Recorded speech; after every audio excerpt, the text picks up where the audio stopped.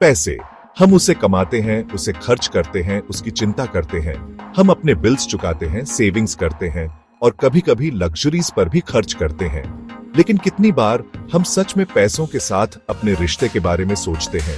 क्या हमने कभी सोचा है कि पैसा हमारे जीवन को कैसे प्रभावित करता है? देखिए, पैसा सिर्फ नंबर्स नहीं है, ये हमारे इमोशंस, हमारे बिहेवियर्स और हमारे डिसीजंस को शेप करता है। हमारी साइकोलॉजी के बारे में है। ये जानना जरूरी है कि हम पैसे के बारे में कैसे सोचते हैं और क्यों सोचते हैं। द साइकोलॉजी ऑफ मनी को समझना असली फाइनेंशियल वेलबीइंग की कुंजी हो सकती है। ये हमें फाइनेंशियल डिसीजंस को बेहतर तरीके से लेने में मदद कर सकता है।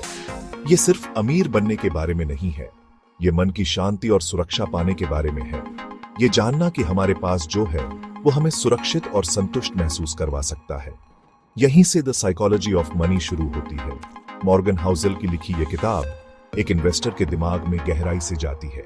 यह हमें सिखाती है कि कैसे हमारे विचार और भावनाएं हमारे फाइनेंशियल डिसीजंस को प्रभावित करते हैं। ये उन ऑफ्टन ओवरलुक्ड फैक्टर्स को रिवील करती है जो हमारे फाइनेंशियल डिसीजंस को इन्फ्लुएंस करते हैं।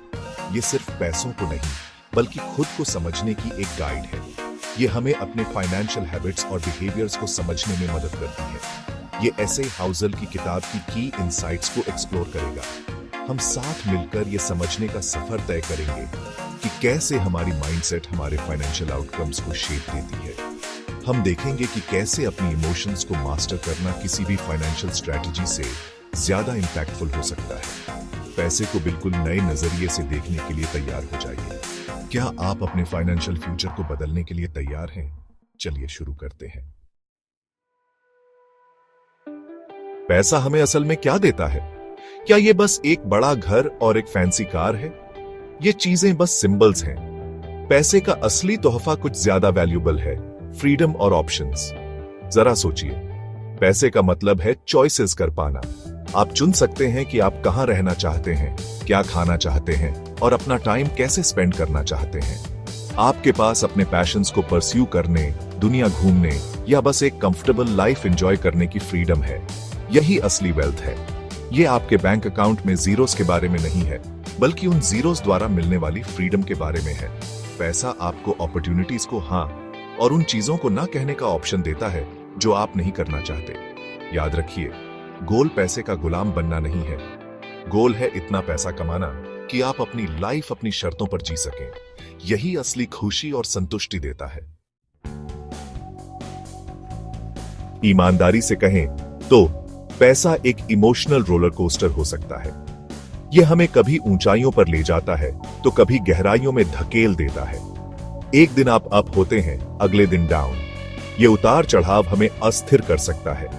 डर, लालच और उत्साह की ये भावनाएं रैशनल डिसीजंस लेना मुश्किल बना सकती है। ये भावनाएं हमें सही और गलत के बीच का अंतर समझने नहीं देती। स्टॉक मार्केट के बारे में सोचो, यहां हर दिन एक नई चुनौती होती है। जब मार्केट बियाच रहा होता है तो हम लालची हो जाते हैं। हमें लगता है कि यह बढ़ता ही रहेगा। हम ज्यादा से ज्यादा इन्वेस्ट करना चाहते हैं, जल्दी अमीर बनने की उम्मीद में। यह लालच हमें ब्लाइंड कर देता है। लेकिन जब मार्केट गिरता है तो डर हावी हो जाता है। यह डर हमें पैनिक में डाल देता है। हम सब कुछ बेच देते हैं, अक्सर घाटे में और ज्यादा लूजिंग के डर से। यह एक विशेष साइकिल बन जाता है। यह हमारे इमोशंस बोल रहे होते हैं, हमारा लॉजिक नहीं। हमें यह समझना होगा, हम ऊंचे दाम पर खरीदते हैं क्योंकि हम एक्साइटमेंट में बह जाते हैं। यह एक्साइटमेंट हमें गलत फैसले लेने पर मजबूर कर देती है। हम कम दाम पर बेचते हैं क्योंकि हम घबरा जाते हैं। यह घबराहट हमें नुकसान पहुंचाती है। इसलिए अपनी इमोशंस के प्रति अवेयर होना और ये समझना बहुत जरूरी है कि वे हमारे फाइनेंशियल डिसीजंस को कैसे इन्फ्लुएंस करते हैं। यह अवेयरनेस हमें सही दिशा में ले जा सकती है। हमें अपने इंपल्सेस पर कंट्रोल करना सीखना चाहिए और लॉजिक के आधार पर डिसीजंस लेने चाहिए, न कि डर या लालच के। यह एक महत्वपूर्ण स्किल है। लॉन्ग टर्म फाइनेंशियल सक्सेस के लिए ये बहुत जरूरी है। यह हमें फाइनेंशियल स्टेबिलिटी और पीस ऑफ माइंड दिला सकता है। Section 4, patience, the secret ingredient of wealth. हम इंस्टेंट ग्रेटिफिकेशन की दुनिया में रहते हैं।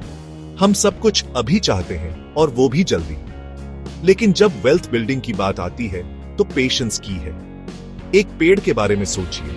ये एक छोटे से बीज के रूप में शुरू होता है और इसे एक मजबूत और ताकतवर पेड़ बनने में समय, देखभाल और पोषण लगता है।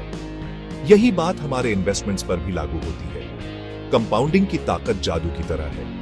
ये इस आइडिया पर आधारित है कि पैसा पैसा कमाता है और फिर वो पैसा और भी ज्यादा पैसा कमाता है, लेकिन इसमें समय लगता है। कल्पना कीजिए कि आप हर महीने थोड़ी सी रकम इन्वेस्ट करते हैं। समय के साथ वो पैसा बढ़ता है और उस पर मिलने वाला इंटरेस्ट भी बढ़ता है। सालों बाद आप हैरान रह जाएंगे कि आपकी वेल्थ कितनी कंपाउंड हो गई है। याद रखिए, इन्वेस्टिंग एक मैराथन है, स्प्रिंट नहीं। धैर्य रखें, डिसिप्लिन रहें और कंपाउंडिंग की ताकत को अपना जादू चलाने दें। Section 5, finding your enough, the key to containment.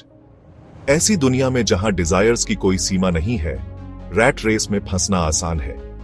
हम हर दिन नई चीजों की चाहत में दौड़ते रहते हैं और इस दौड़च में हम खुद को खो देते हैं।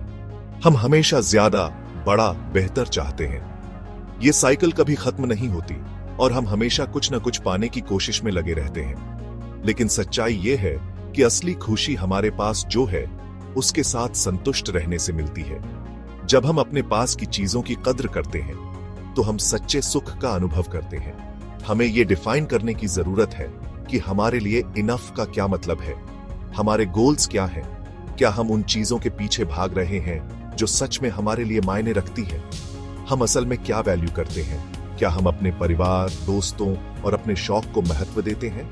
एक बार जब हम ये जान लेते हैं कि क्या इंपॉर्टेंट है, तो हम उन चीजों को अचीव करने पर फोकस कर सकते हैं और उनमें सैटिस्फैक्शन पा सकते हैं।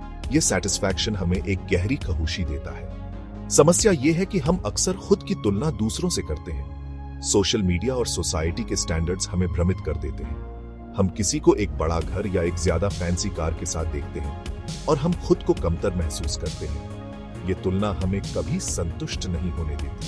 लेकिन याद रखिए, हर किसी का जर्नी अलग होता है। हर किसी की प्रायोरिटीज और गोल्स अलग होते हैं। अपने पाथ और सक्सेस की अपनी डेफिनेशन पर फोकस करें। अपने ड्रीम्स और एस्पिरेशंस को समझें और उन्हें पाने की कोशिश करें। छोटी छोटी चीजों में खुशी खोजें, अप्रिशिएट करें जो आपके पास है और कंटेंटमेंट के लिए प्रयास करें। यही असली सुख का रास्ता है।